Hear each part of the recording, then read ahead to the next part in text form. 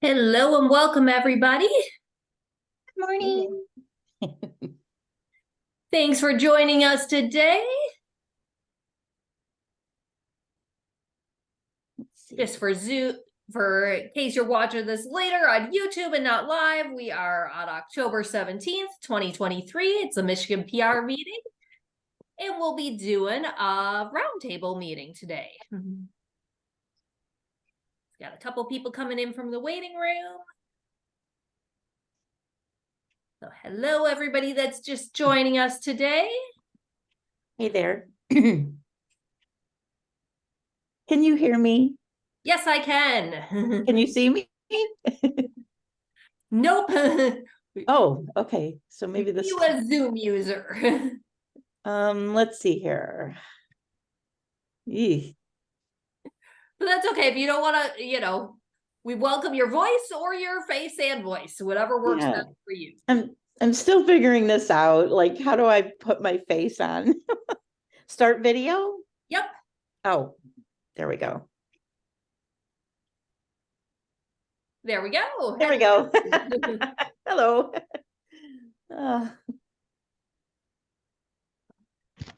Welcome everybody here today. So first off, my thanks to Jeff for hosting last month. I know it went a little askew with technology. That's how it goes, sometimes. So happy to help. Thanks to everyone for kind of doing an Inception thing and jumping into different dream rooms with me. It was wonderful. But was the top spinning in each of them? The top is spinning. That's my hot take. He's still dreaming. But that's a whole other meeting. Yes. That movie blew my mind several times. And since we didn't work last month, Storm's actually going to be back in, I think it's December 19th, 18th. I got to look, whatever the Tuesday is of that month, to join us to talk about her libraries taking over TikTok. So excellent. Nobody missed that. Storm's going to deliver it again. So okay, cool. And we touched on it a little bit last time. So who else is heading to Kalamazoo later this week? All right. I'll be there. I know Katie's giving a presentation there, so you'll have to check her out. Katie, what presentation are you giving? So you type it in there so everybody can make sure to attend.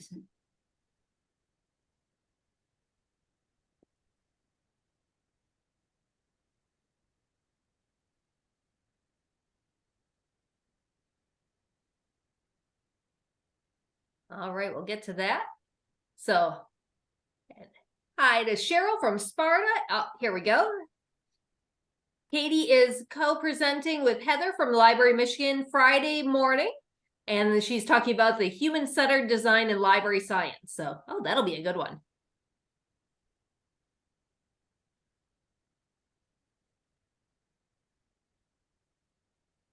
All right. So I'll lead off the questions today. I've got one. So we've got, and Jeff, I guess you're moderating a marketing Q&A at the same date and time. So yeah, you'll have to choose. Storm is on my panel. So good choices to have. You can always do the bounce back and forth thing. So yeah.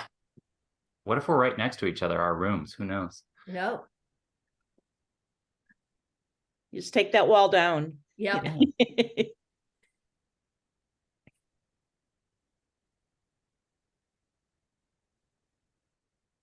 All right. So I've got a question to lead off the group. So I have a question. This is regarding our friends group. They are getting overwhelmed with book donations, but they don't want, like we've suggested, shortening the amount of time they take donations. They don't want to do that.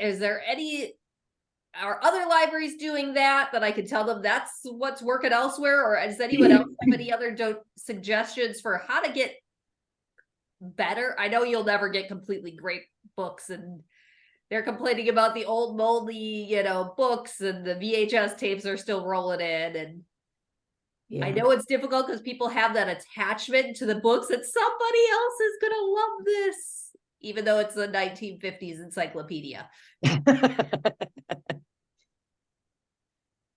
We kind of tell people because they'll ask and we'll be like, no, we don't take this, we don't take that, I'm pretty, I mean, some people I think just toss those magazines in anyway, but we just kind of tell people because we get a lot of asking. Also, I think that we have certain groups. There are people that are patrons that are affiliated with different groups that they can handle some of the overload and distribute it to groups that they help.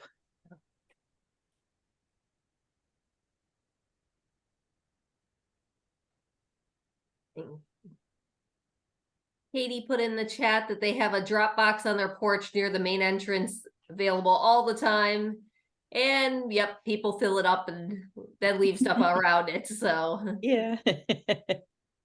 And Chantel says we either say no or we take them and then send them to Better World Books or the dumpster. So oh, you had a good excuse that your building was being remodeled. That's always nice.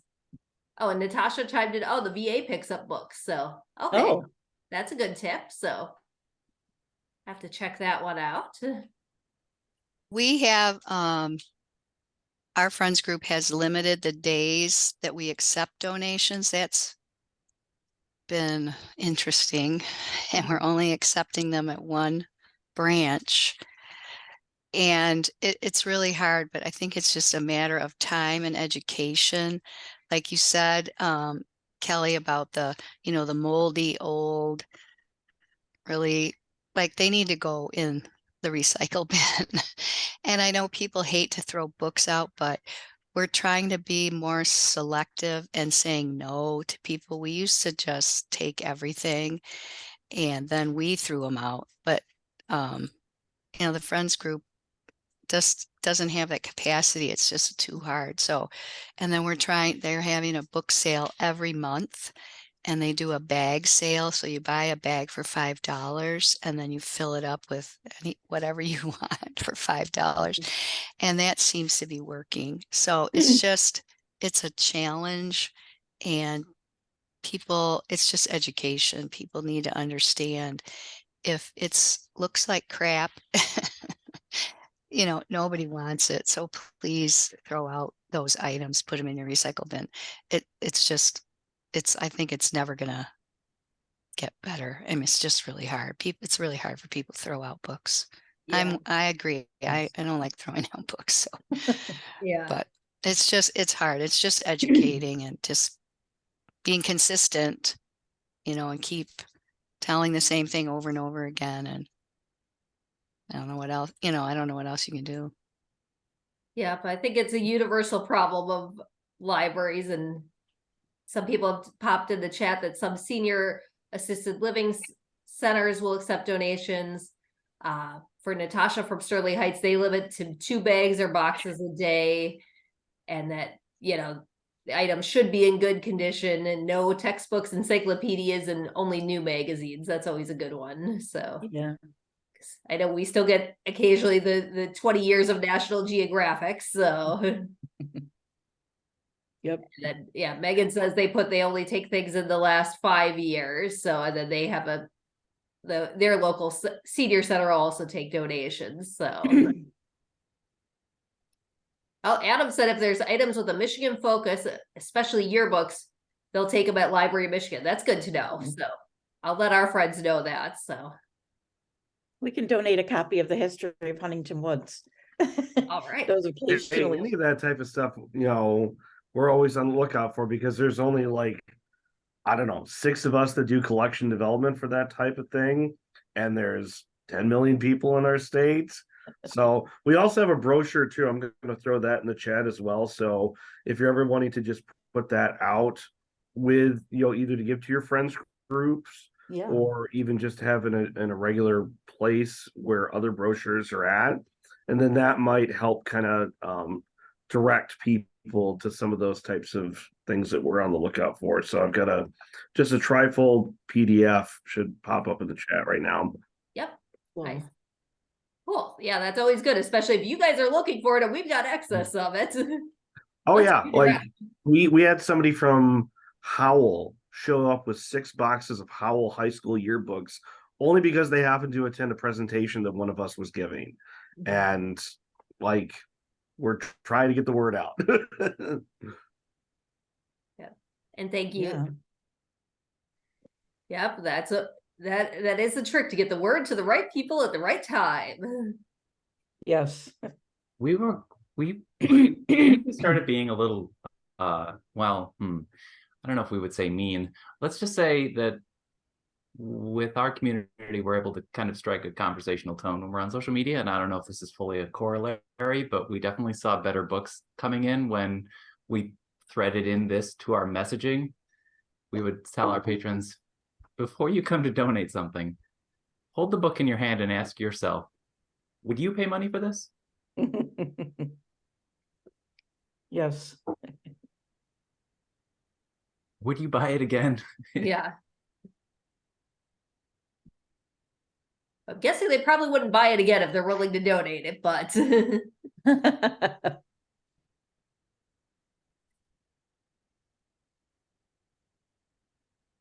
but there are also those people that read things once and, you know, are good to let it go. But I mean, so thank you, everybody. I appreciate all the tips. So I'll pass that on to our friends group and see if they can at least take some of these suggestions and to maybe limit the amount of, you know, junk we get in. So make it better donations. So, I mean, I'm always glad people are still donating, but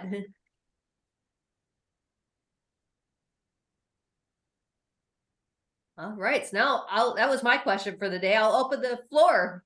Who's got a question for the group?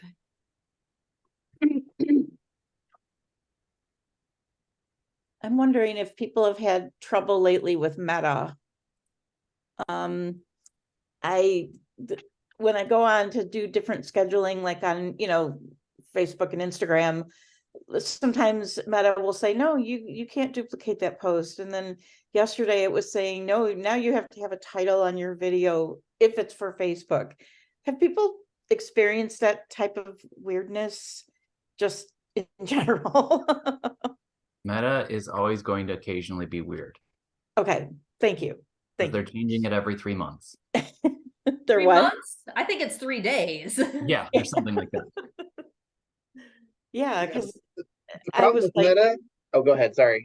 no, I was doing something yesterday, and we've been doing these 31 double features for October, and so I post something every day, the same post, only I changed the pictures, and all of a sudden it's requiring the like Facebook requires to have a title, and I'm like, nah, forget that, you never do.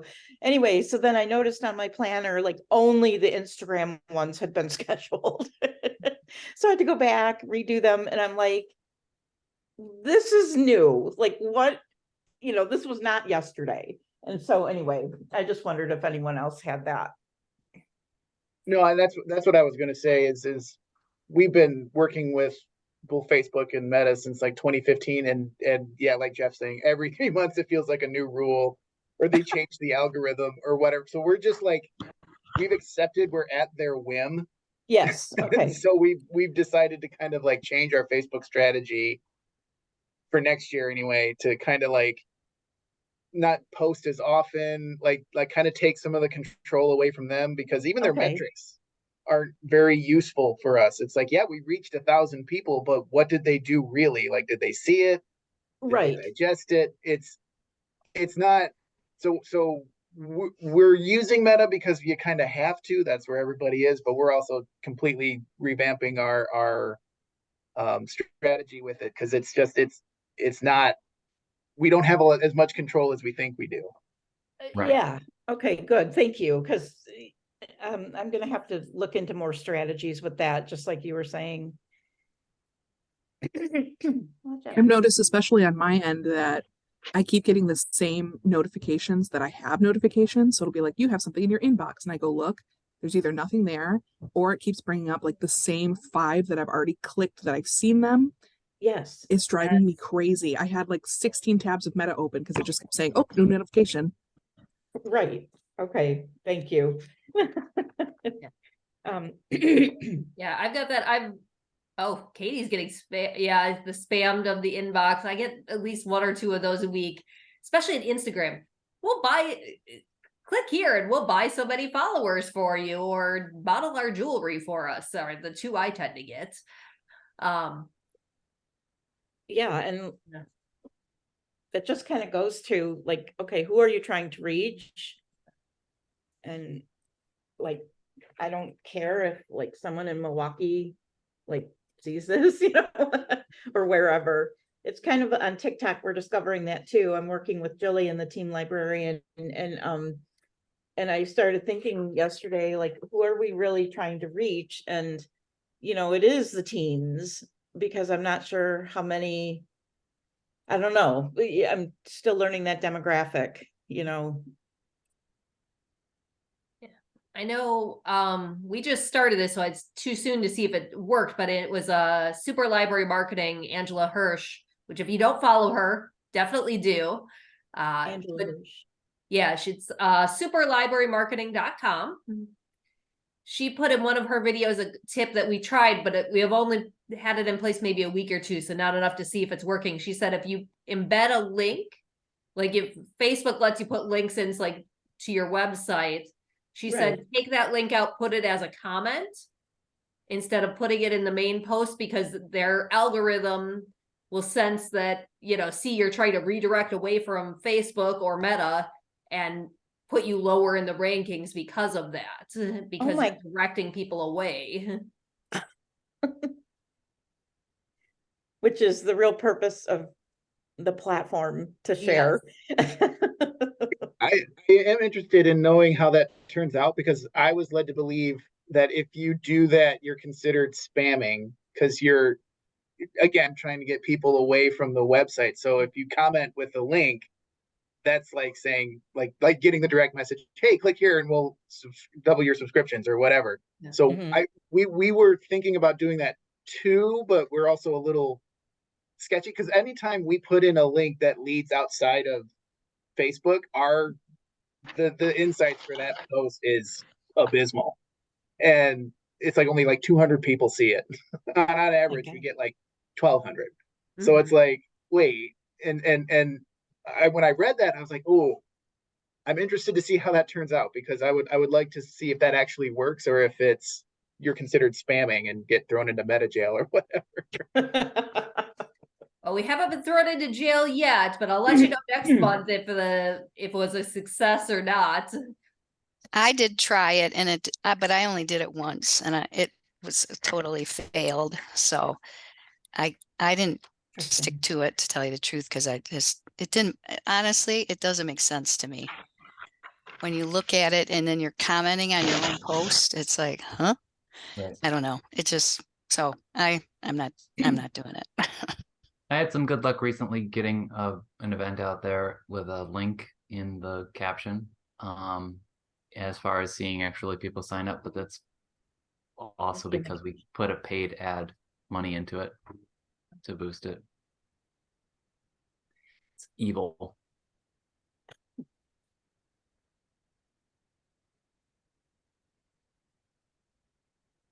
But if you don't know already, Katie thankfully put up the superlibrarymarketing.com link in the chat there, so you can check that out.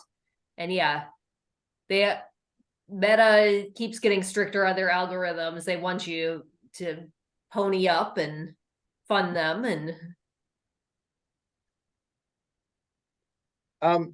is everybody's page kind of set up as a nonprofit or a government agency? Because whoever set up our page, it wasn't me. We're technically a business. And so, yes, if we want to, anytime we post, they're like, boost this post for X amount of dollars. And we can't use copyrighted music like you could if you're a nonprofit, right? Because you could make money potentially off of this. I hate it and I've tried to switch it. So like, no, we're not a business, we're a nonprofit. But they're like, no, buddy, too bad. You either got to create a whole new page altogether, or Oh, yeah, so we're like, I guess we're a business. So I yeah, was you just just wondering, gotta create a whole new page. I yeah, and think I'm we like, are we set up. have like 10 years of stuff we don't want to get rid of. So it's like, I think we're set up as a business as well, and yeah, I never thought about that. Because I always get those things, you know, hey, boost your post or whatever.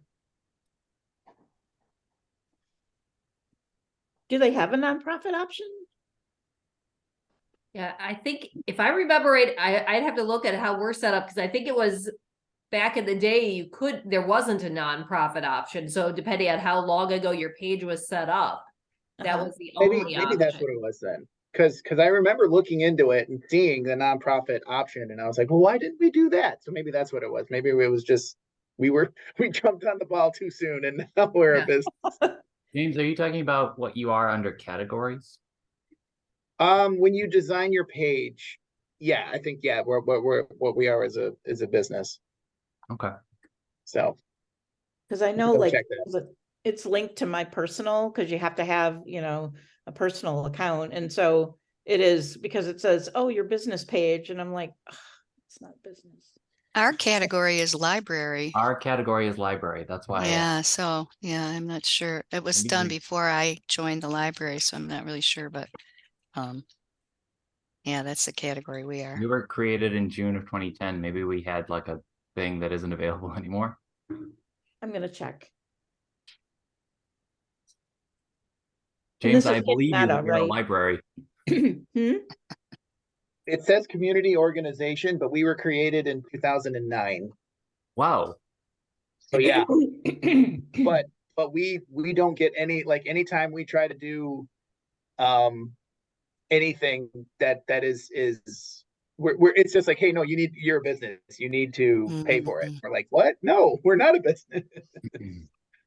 Oh, And Natasha asked the question in the chat, how are you finding this info out? I know I'm trying to pull it up at the moment too. Mhm. I'm on my page and I'm clicking the About tab. And I'm looking under categories. Let's see here. Oh, yep. Then we're a library as well. And this is on Meta? We're just looking on Facebook, at least I am. Yeah, on your main Facebook page for Oh. your organization, there's says posts, about, mentions. Just click about. Let's see, we are a community service.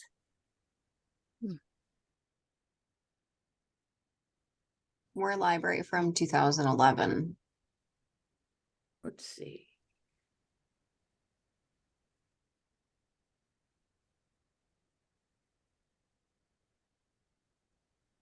and ours was created in 2008, and we're a library. Well, if you're a community service, I was able to just add that we're a library too.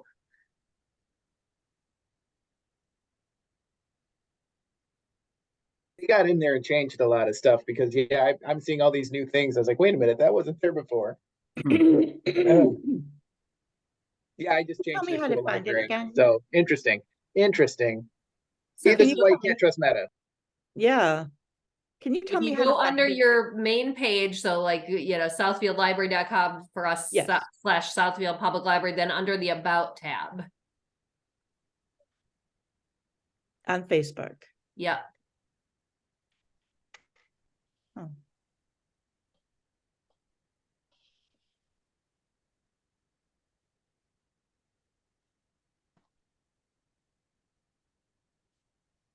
I'll have to search. It's not showing up that way, but I'm sure it's just the way it's showing on my screen or something right now. But I'd be curious too.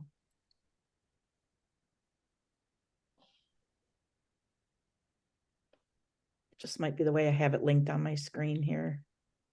And it could also be, you know, when you signed up, whoever set it up then, or when you set it up, what options, Mhm. because as we just said, Meta changes every 3 days, 3 months, whatever they feel like.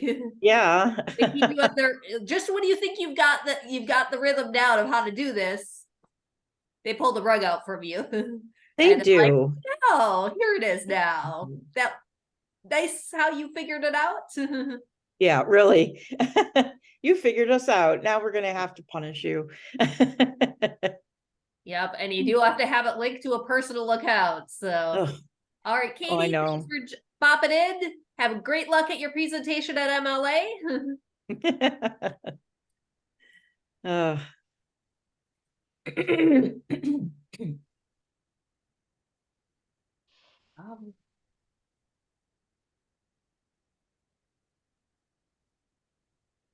Who else has a question for the group today? Yeah, I'm thinking.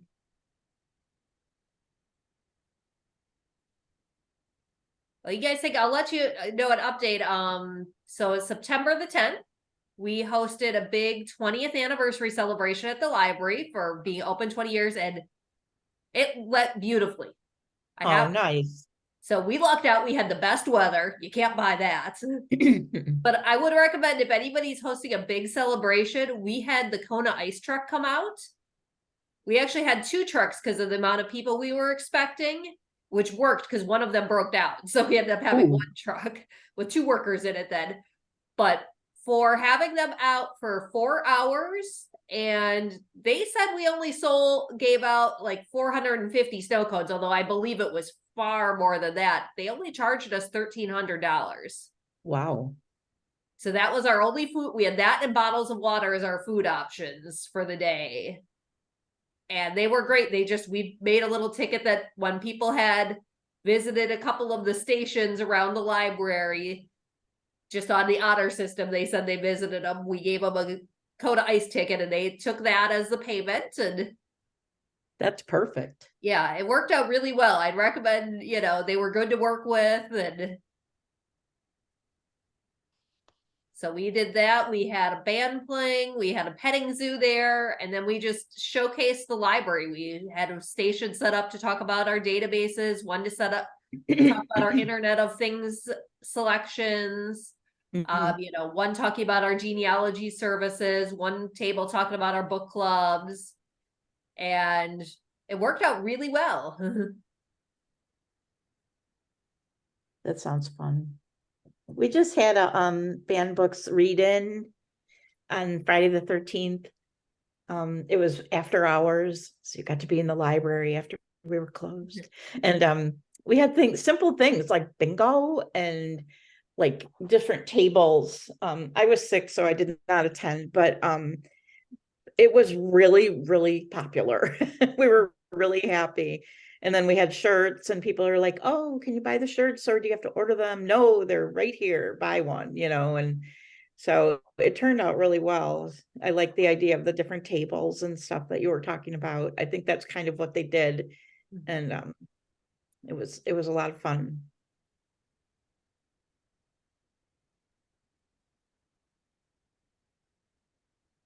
We hosted an outdoor movie night at a brewery on the patio, and I think there was 100 people there, literally. That's amazing. Kind of crazy. That's great. The bar ran out of chairs and glasses. And glasses. The chairs I could get to the glasses. Yeah, they had to start going with like the red plastic cups you see at frat parties. It was wild. Oh, wow. What movie did you show? But they were serving the library themed beer, so it was still like giving us. We watched Clue from 1985. Oh, perfect. It was our library's film club. It's our 4th movie night, and I just looked back at our first movie night, and it was like 25 people, and then the next one was like 40, and then the next one was 70, and so it was cool to just watch it grow. Yeah. I don't think I can top 100. I think I'm retiring. Go out on top. Go out on top. We have a program called Morning Movies, and we pay for the SWAC license or whatever it is.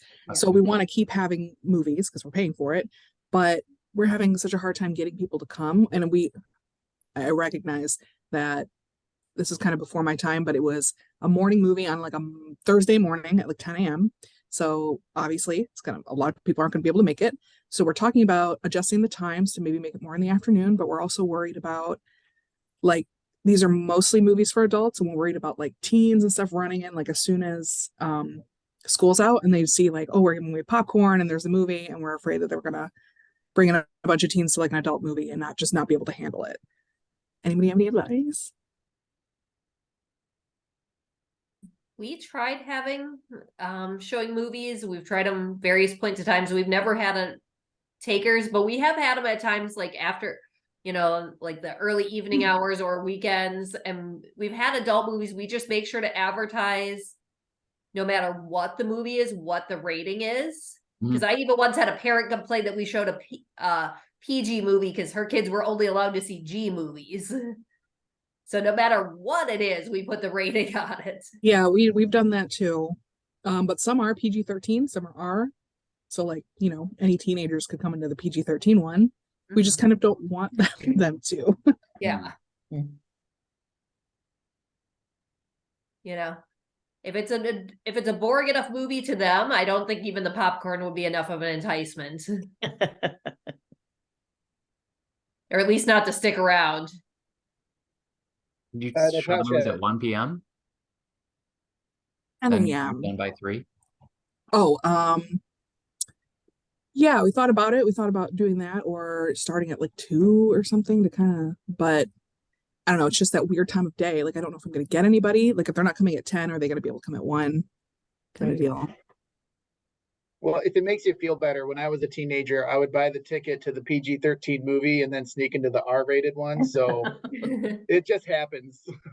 And I would be totally fine with that if they just came in and sat down and just acted normal, but our teens do not act normal. That makes a difference. Who do you want to reach? Adults. If it's 10 a.m. on a Thursday, is it possible to be retired seniors? Yeah, that's also, yeah, seniors, adults. I guess we used to get a lot more seniors. We used to have a lot more people that would attend, and that kind of sputtered off. I think probably around COVID, kind of sputtered off. And we promote the heck out of them, and they're on our lobby TV, they're on Facebook, they're everywhere, and just we get maybe 4 or 5 people.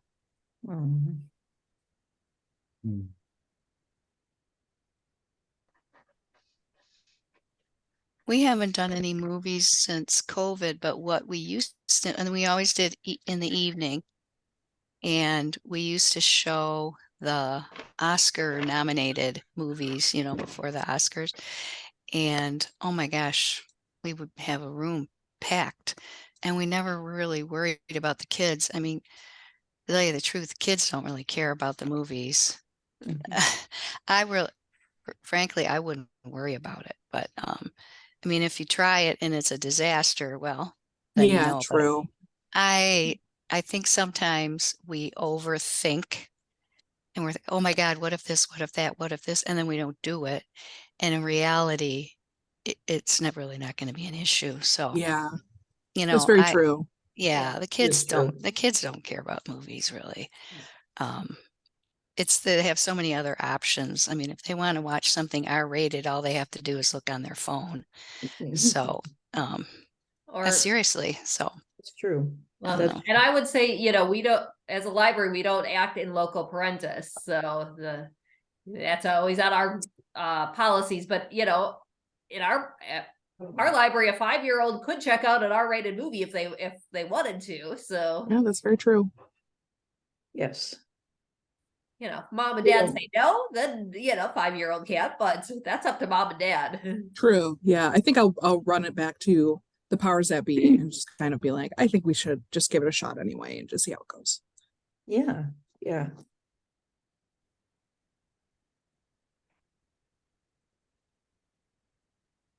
I like that idea of tying it with the seniors.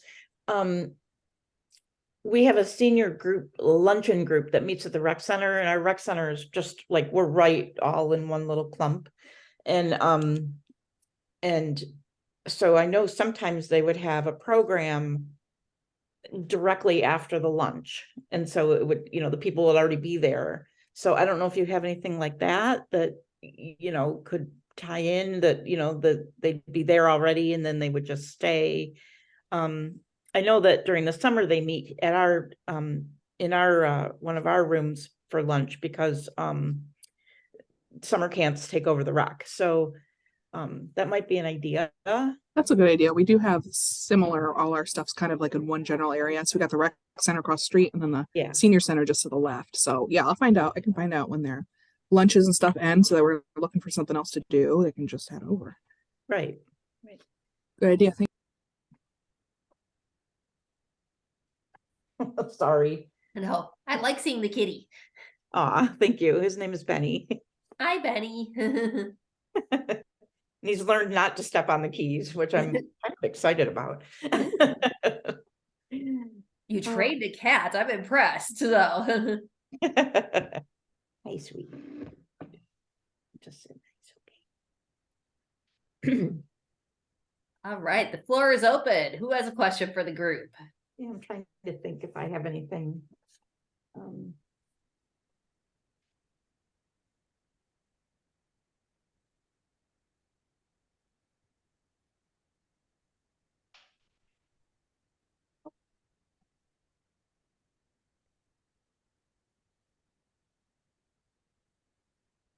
Anybody in this room do like winter reading challenges or anything like that? I'm already thinking ahead to the winter. I hope that doesn't depress anybody. We're doing a fall reading challenge, October through November. I think we do it every season though, Jeff. I think we start a winter one probably in January. I think we take December off. My Do you memory is Beanstack or right. something? What do you use for like logging? Beanstack. We just use the same That's cool. as our summer reading, and we just, we kind of keep it going, and we do prizes not as extensive as summer reading, but we really try to encourage, the kids. I mean, everybody to read. So we do fall and then we do winter. So, and we just keep it going. It never ends. So how do you do, like, so a reading challenge, how does it work? I know I've heard of them, but I haven't ever. Okay, so planned it's them. just like summer reading, and we use Beanstack. So Mhm. the more you read, then you get like, I don't want to call them buttons, but you get like little Badges. Thank you. Oh, okay. And we give away free books. So and I forget the numbers, but let's say you read 5 books and that gets you a badge, you can come in and get a free book. And then after so many, then we have drawings. So the more you read, the more chances you have in the drawing. And then we'll pull names out, a winner from each branch. And at summer reading, we do by age group. So the young kids have prizes for them. And then we also do prizes for teens and prizes for adults. So we kind of, for summer reading, because it's so many more people, we categorize it more by age. And then of course we have much more exciting prizes for summer reading. Right. It's very Okay, thank simple. you. It's not hard to do. And it's just, encouraging everybody to keep reading. That's a great idea. Thank you for explaining that. You're welcome. Well, Mary, I didn't realize they continue to be on summer. I'll sign me and the kids up. So Yeah, for sure. We do the all year round challenges for kids, like 500 books by 5th, and then 1,000 books before kindergarten, stuff like that. We've added some teen reading challenges, like you read, it's either 50 books by high school and then 75 books by graduation or something like that. But what we did for adults was kind of like a Goodreads reading challenge where it's 50 books in 52 weeks. And that's been pretty popular. We did it one year, took a year off, and then everybody was like, where to go? So we brought it back. So that's an idea if you want to keep it going all year long. It kind of, like I said, it's like Goodreads, and if anybody's reading that much anyway, chances are they use Goodreads, and so it's just another incentive to keep reading and to get some prizes along the way. So, and we do it all through Beanstack. Mm-hmm. Beanstack. Okay. We do chill out and read in Centerline. It's just you submit an entry every time you read a book. This is what we've realized our patrons like the most, where there isn't too much of a challenge or a bingo card or anything like that. And that's really popular. We do it every winter, like January through the end of February.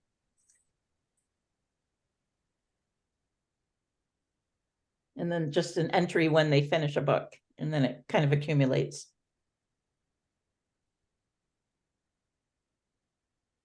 Hey, when patrons like low key and it works for, and it's low key on staff members, a win for everybody. Yeah. Yeah, we're still, I mean, not still, but you know, I've had some preconceptions about what our patrons want and have been finding that no, that's not the case, or you know, something like that. And then so to hear, you know, like the chill out and read, that's a great idea because it sounds like it might work for us. And so I've had to take a lot, I don't know, I've had to take a more of a look of at our community to see what appeals to whom and what age group, and you know, like feeding it in through TikTok and through all the social media and stuff. So all these ideas are helpful because then we can just have a little meeting and say, okay, what sounds like us, you know, and do that. We do it for all ages too. Another one that I tried and I so desperately wanted to work was a million pages campaign, where if the community comes together and collectively reads a million pages, then we would have like some big library celebration. But Centerline is super tiny and engagement is hard to begin with. So if ever a really big community wanted to do that, I would love to see it happen, where if they came together over a set amount of time and they read, I just love the way it sounds, a million pages campaign. Like you can do Yeah. anything you want.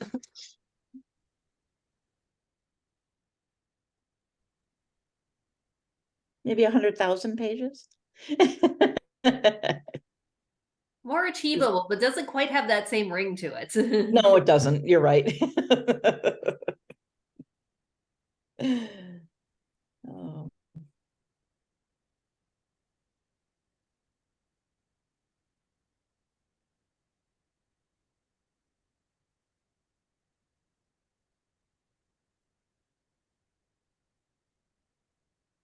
I say.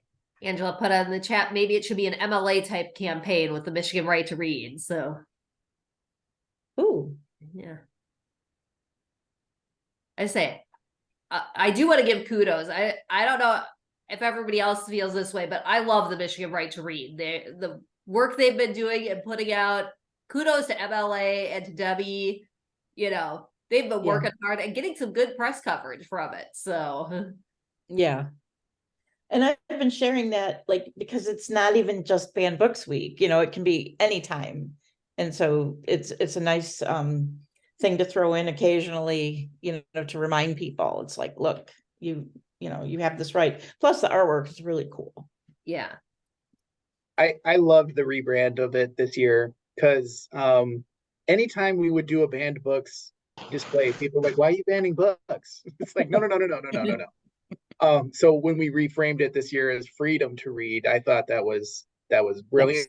And I think we're going to keep doing, even if we revert back, we're just going to keep marketing it that way because it worked really well with us. And it's because it's more encompassing. Like I said, it's less confusing. Definitely. Like we had this one guy, you know, like kind of just upset, like he thought we were, you know, telling people like, you know, you can read whatever you want. We're like, yes, that's literally what we're saying. Like we shouldn't have to tell you what you can and cannot read. And he just kind of thought about it for a second and was like, oh okay. So it's a very, I think, a much more it's a better approach for this than banning books and banned books. And I don't know, that's just my personal opinion. I would totally agree. Yep. Yeah.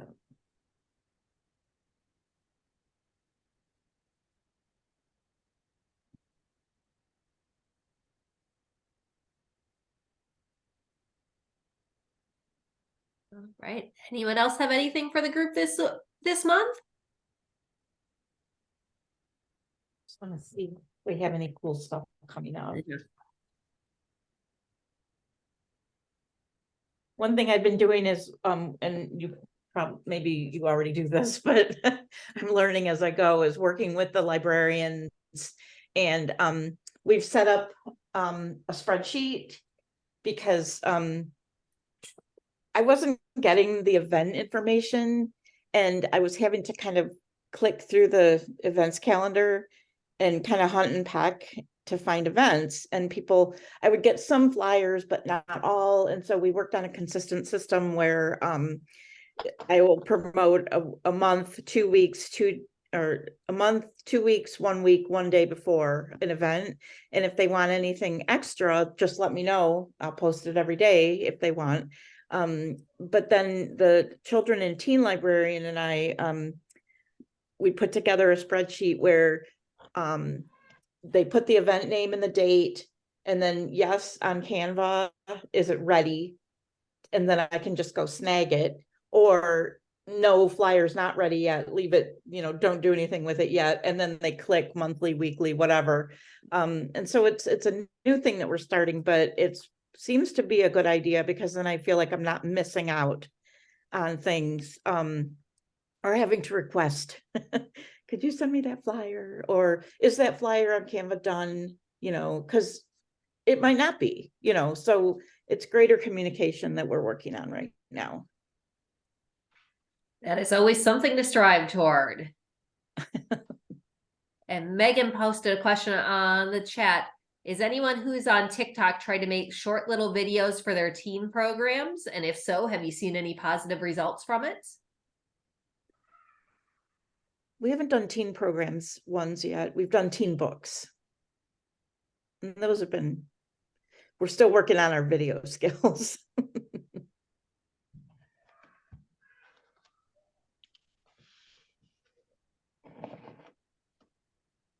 Jeff, have you tried that, or has anyone else tried it? No, not yet. But between you and me, we could stand to have more teen programming. We don't actually have enough for me to even be doing it. Kind of have a gap. Don't tell anyone. We have 6 branches, and all branches do a teen programming. And I'd love to promote that more. And actually, one of my branch managers came up with the idea of doing TikToks. And I was thinking, I already do stories for all of these on Facebook, so why not try to make something? And obviously it won't be like the trendy content that I'm doing now, right? It'd just be something I make up on Canva. But if it gets it out there, I might try, and I'll let you guys know Yeah, how it goes. Yeah. it's always worth a shot. So Yeah. I found that on Canva, you can make a TikTok reel. And so we've been making the reels just out of photographs right now. And then you can directly share it to TikTok from Canva. It'll have a QR code. But then you can also use that as a story on Facebook. So it's like you don't have to do it twice. You can just use that. So This might be a dumb question, but does anybody know like how TikTok's algorithm works? Like if you have let's say the teen program is on October 20th and somebody doesn't see it and it doesn't show up on their page until like October 22nd, like do we know how that works? Like, because if that's why I'm reluctant to do anything time sensitive, excuse me, on TikTok, is for that. I have no idea how that works, or I didn't even look into that. So with Facebook, we kind of have an idea, but with TikTok, I'm like, it's the Wild West. We're just doing the fun, like show the lighter side of the library for there, because I'm too reluctant to do anything time sensitive there yet. You're right, James, because if I've ever referenced a program, it's something that will be evergreen, that's recurring monthly, like a book club or a film club, not really a special one-off, because you don't know when people are going to see it. right.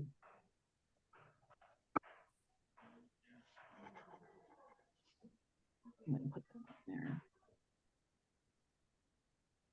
all right, well, thank you, everybody. And Jeff, I have to say, I love your shirt, by the way. Thank you. Oh, yeah, it's adorable. One of my many literary Halloween Yeah. shirts that I wear around. Well, it works for this time of year and libraries. So I Yeah. like it. Right. Right. Well, thank you everybody for coming today in the discussion. Well, our next meeting is another roundtable meeting, and that'll be November 21st. So right before Thanksgiving. So we can figure out what we're thankful for, or driving us nuts. One of the two. And then we'll be back on I'm pulling it up on the calendar here, so I have the exact date, December the 19th, and that'll be Storm from Fowlerville Library talking about libraries taking over TikTok. She's amazing. Yep, so I'm looking forward to seeing her. So thank you everybody for coming, and if you have any questions in the meantime, shoot a message to our listserv. So All right. thank you. Thank you. Bye, Bye, Thanks, guys. Okay, watch it, Benny.